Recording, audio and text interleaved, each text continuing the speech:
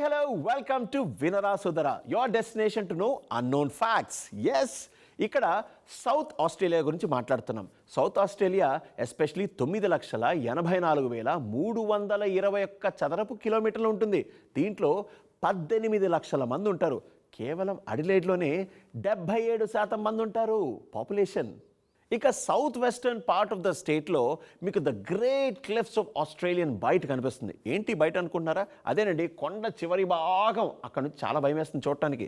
ఇంకా మీకు బాగా క్లారిటీ కావాలంటే భామనే సత్యభామనే సినిమాలో కమల్ హాసన్ గారు మీనా గారి గురించి ఒక పాట పాడతారు కదా, ఇక్కడే సరిగ్గా ఈ క్లిఫ్ మీద నిలబడి ఆ పాట పాడారన్నమాట.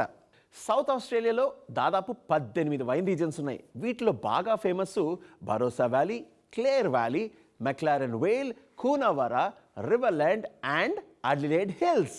ఇవన్నీ కూడా బాగా ఫేమస్ అక్కడ.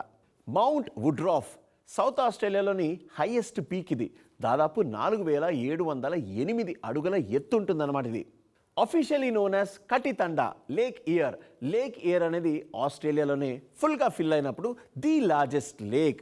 అలాగే ఇది naturally lowest natural point in Australia, అంటే 15 metres below the sea level అనమాట. సెంచరీలో కేవలం 4 సార్లే ఇది కంప్లీట్గా ఫిల్ అయి ఉంటుంది. అప్పుడెప్పుడో 2001లో కంప్లీట్గా ఇది ఫిల్ అయింది.